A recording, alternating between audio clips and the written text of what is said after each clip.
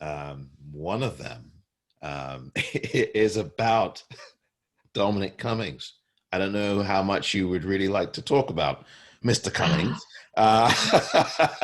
So obviously your discretion on how you're going to respond to it.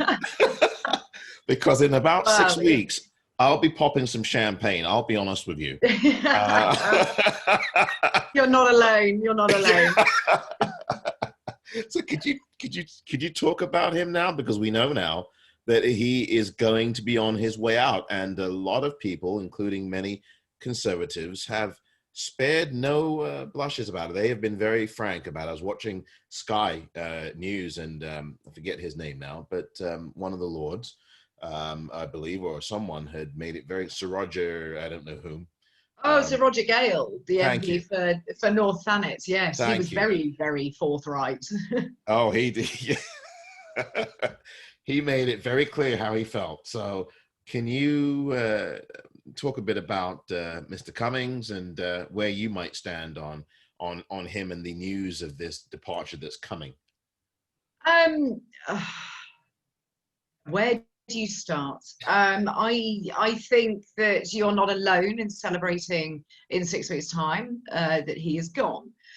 I am waiting to see the detail of quite how he will leave.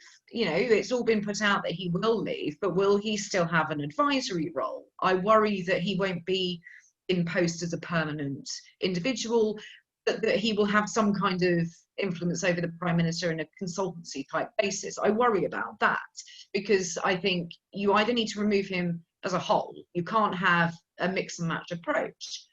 He's a very divisive character, and I think it's useful to understand he's not a member of any political party, certainly not the Conservative Party. So he doesn't have those interests at heart. He's worked within Parliament. He was obviously a special advisor to Michael Gove, but he has never worked alongside an MP and their constituency. So he doesn't understand that the public have a really big hold over that member of Parliament. Quite obviously, we rely upon those people to turn out and vote. So you have to help. You have to be collegiate with them. You know, there's a lot of the stuff that you have to do, which I don't think he understands. He also doesn't understand that in Downing Street, you have to work with the parliamentary party. You can't just dismiss them as irrelevant or moaners or, you know, whiners, which is what he's called a number of people. You can't do that. And, you know, to have the rule of, I will sack you if, you know, you say something I don't like. Well, ruling by fear never works. You know, this isn't a dictatorship. We are in a democracy, whether he likes it or not. So I think, you know, he's put a lot of people's backs up over a long period of time. I think he also went incredibly wrong with his trip in April to Barnard Castle in Durham. And I think that was a turning point for people that maybe had never heard of him before. Suddenly went, well, hang on a minute, who is this person? Why can he break the rules? He's the one with the Prime Minister's ear.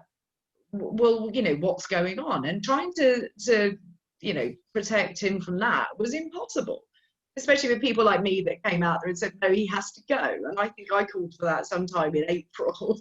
So I might be getting my wish for Christmas. So, you know, there is a benefit to us all.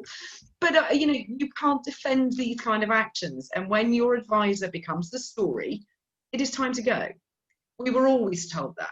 You should be in the background, you should do your job, you're not seen on camera, you're not gossiped about, you keep in the shadows. And that's what he's not done. And, you know, I think it's been a real judgment of the error of the Prime Minister to have so many of those characters around him as his core team.